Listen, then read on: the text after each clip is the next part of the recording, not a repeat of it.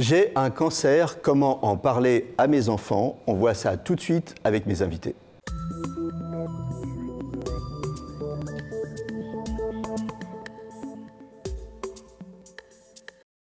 Avec moi sur le plateau de Capital Santé, donc Anne Schweighofer, vous êtes patiente experte, fondatrice de Patients Conseil, et vous êtes co-auteur du livre Maman, là j'ai mon papa, bon mais c'est Maman explique-moi ta maladie.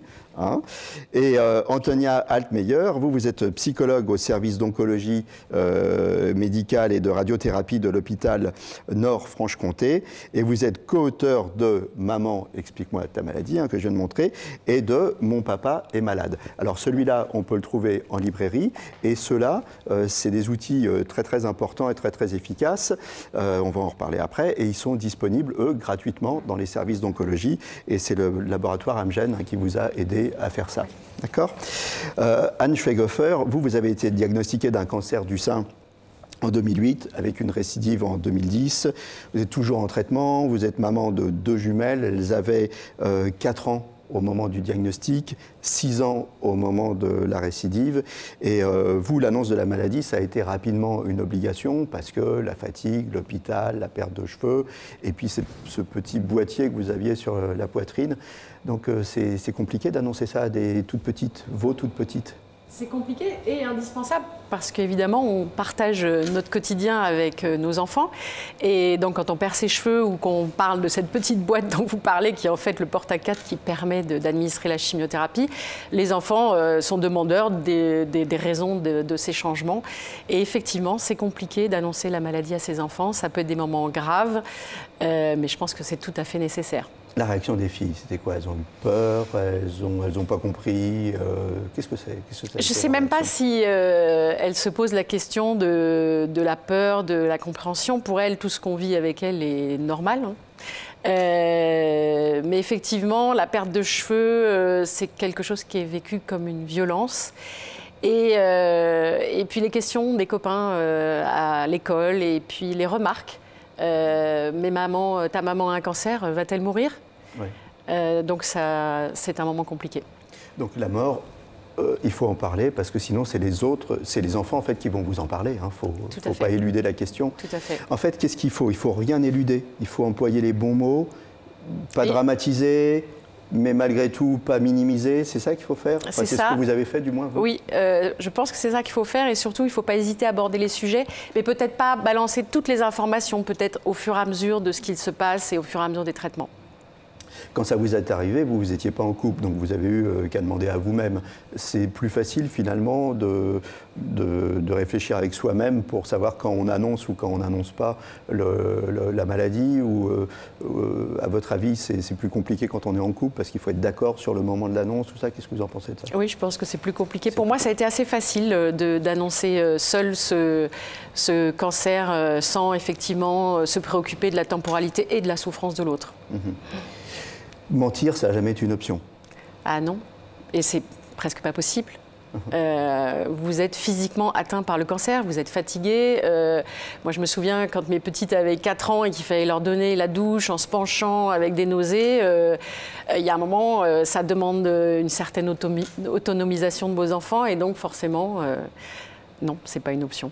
Et vous les avez informés régulièrement de la maladie? Très régulièrement, oui. C'est vous qui les informiez ou c'est elles qui demandaient ou c'est les deux finalement? C'est les deux finalement. C'est les deux. Donc c'est devenu... Est-ce que je peux dire que c'est devenu quelque chose, une conversation banale finalement entre vous? Exactement. Vous avez parlé du cancer comme vous auriez parlé du boulot, comme vous auriez parlé des prochaines vacances? Exactement, et j'ai envie de vous dire, comme je suis toujours en traitement, que ça fait partie de notre quotidien et qu'elles ont grandi avec la maladie. Oui. Et qui fait partie de notre quotidien. Demain, je vais à ma chimio. Alors, ça paraît lourd comme ça, mais malgré tout, vous nous avez dit en préparant l'émission, il ne faut pas oublier de vivre. Et puis, vous avez l'air joyeuse, être super souriante, tout ça. Il ne faut pas oublier de vivre, il ne faut pas oublier de maintenir une vie sociale pour la famille. Il ne faut pas oublier les loisirs, il ne faut pas oublier de partir en vacances. Et je pense qu'on peut faire tout ça. Donc il ne faut pas se laisser phagocyter, bouffer, j'allais dire, par la maladie, hein, c'est ça? Parce que sinon c'est trop lourd pour tout le monde, y compris pour les filles. Oui, et puis c'est de leur enfance. Une enfance, on n'en a qu'une. Elles ont quel âge aujourd'hui? Elles ont 15 ans. 15 ans. Une enfance, on n'en a qu'une, et je pense qu'il faut préserver l'enfance de ses enfants. Il faut tout faire pour que ça reste un moment, vous le savez tous, on n'oublie pas son enfance. Donc il faut que ça reste un moment joyeux, ouais. Antonia Altmeyer, qui doit annoncer le cancer aux enfants? Est-ce qu'on laisse ça aux médecins? Est-ce qu'on laisse ça à des psys? Est-ce que c'est les parents? Est-ce que c'est plutôt papa? Est-ce que c'est plutôt maman? Qui doit annoncer le cancer aux enfants? Moi, ce que je conseille... Est-ce qu'on doit l'annoncer? Oui. C'est la première question. Oui, on doit l'annoncer. Certains parents ont tendance à vouloir protéger leurs enfants en gardant le silence, mais c'est beaucoup plus dommageable pour l'enfant de ne pas savoir, de ne pas avoir d'explication, puisqu'il ressent plein de choses. Ce sont des éponges émotionnelles. Donc moi, ce que j'explique aux parents, c'est que c'est important de l'annoncer et que ce soit eux qui l'annoncent. Parce que l'enfant, il les connaît, il a confiance dans ses parents. Mais souvent, les parents ne savent pas quels mots utiliser, ils sont démunis par rapport à ça et ont peur de faire souffrir leurs enfants.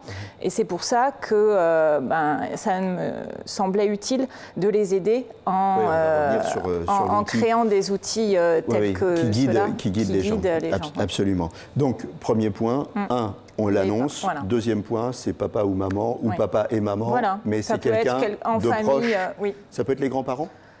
Si les parents, c'est pas possible pour eux ou ils se sentent pas, ça peut être les grands-parents, mais dans la mesure du possible. En tout cas, c'est quelqu'un de proche, c'est pas un professionnel. Oui. Bon, on fait l'annonce s'il y a des frères et sœurs, à toute la fratrie, ou alors on les prend un par un, ou alors on dit lui il est tout petit, on va le préserver, on fait l'annonce aux deux grands et comment ça doit se passer? Après, ça dépend exactement des âges. S'il y a une grosse différence d'âge, ça se discute. Mais moi, je conseille vraiment de le faire à toute la fratrie en même temps. Comme ça, il n'y a pas d'idée, on m'a caché des choses, on en a dit plus à l'un qu'à l'autre. Et puis, les enfants sont au courant que tout le monde sait la même chose et ils peuvent se parler aussi entre eux de tout ça. Il n'y a pas de place aussi laissée à l'imaginaire ou à l'interprétation ou au fait que les grands vont ensuite reporter à des petits, aux plus petits. Donc tout le monde sait que c'est pas un sujet tabou au sein de la famille, on peut en parler. Alors c'est compliqué, justement, il faut utiliser les bons mots. Alors c'est pour ça que vous avez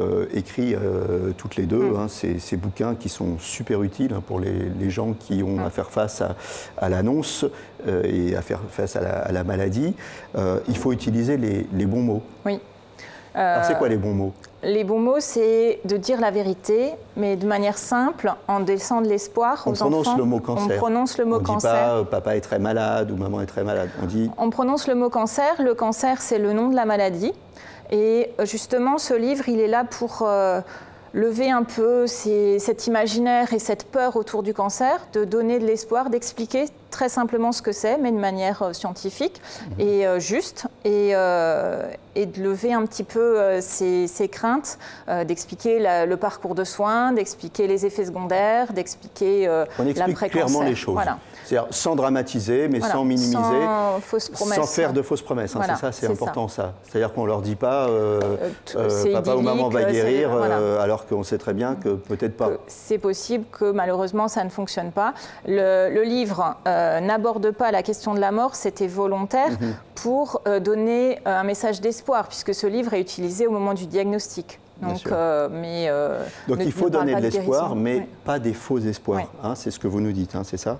Tout à fait. Les enfants, il faut leur expliquer peut-être que c'est pas tabou, c'est pas secret, on peut en parler, après ils peuvent en discuter entre eux. Oui.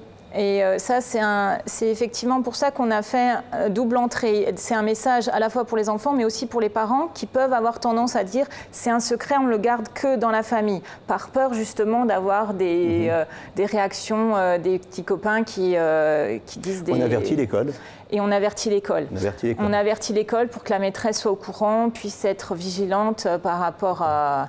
Et l'enfant, il a besoin aussi de pouvoir en parler à sa petite copine, parce que les jours où il est inquiet parce que sa maman est en chimio, il a besoin de pouvoir... Donc on leur dit qu'ils ont besoin de... S'ils ont besoin d'en parler, c'est pas un problème, ils en parlent. S'ils ont besoin de pleurer, On peut pleurer. Hein. Tout à fait. Et les parents ont le droit de pleurer devant leurs enfants. Au contraire, ça montre que même si on est super fort et une super maman, un super papa, on a le droit d'avoir des émotions. Et c'est un message aussi important à transmettre. Alors au bout du cancer, j'allais dire au bout du cancer comme au bout de la vie, hein, il y a la mort. Oui. Au bout de la vie, il y a toujours la mort. Au bout du cancer, il y a parfois la mort. Parfois, c'est pas Alors, systématique. Comment on en parle de ça? C'est pas dans le livre exprès, non, vous l'avez dit, mais comment on en parle? Mais malheureusement, quand ça arrive dans la famille, ce que je conseille, c'est de, là aussi, utiliser des mots vrais, pas utiliser de périphrases. Un enfant ne comprend pas les périphrases et il a besoin... Il est endormi, il est parti, voilà. Il ne faut surtout pas dire il s'est endormi, il est parti, parce que ça va l'inquiéter. Ça, c'est quand il est mort, mais l'éventualité de la mort. Est-ce que vous en avez parlé, vous, avec vos jumelles, de l'éventualité? Ah oui, je me souviens d'une séance sortante de chez le psychiatre où elles ont abordé avec le psychiatre la mort et d'en parler, mais je les ai vues se redresser. Comme si elles avaient laissé un paquet à ce psychiatre. Et ça leur a fait beaucoup de bien, bizarrement, d'aborder le sujet. Alors vous êtes devenue patiente experte aussi. Alors 2 mots sur... C'est quoi patiente experte? Alors patiente experte, c'est donc quelqu'un qui a été touché par une maladie, quelle qu'elle soit, et qui se forme afin de travailler auprès des soignants ou auprès des laboratoires, ce qui est le cas ici, pour concevoir des outils pour les patients, du point de vue des patients. Donc j'ai été formée à l'Université des patients à la Sorbonne et je travaille aux côtés d'Antonia sur ce livre que nous avons coécrit. Et donc ça veut dire que d'autres patients ou patientes peuvent venir vous voir et vous demander des conseils. Vous êtes un genre de go-between entre le patient et le médecin, c'est ça? Tout à fait. Entre le patient et les gens qui conçoivent des outils pour les patients ou des programmes pour les patients, oui. D'accord.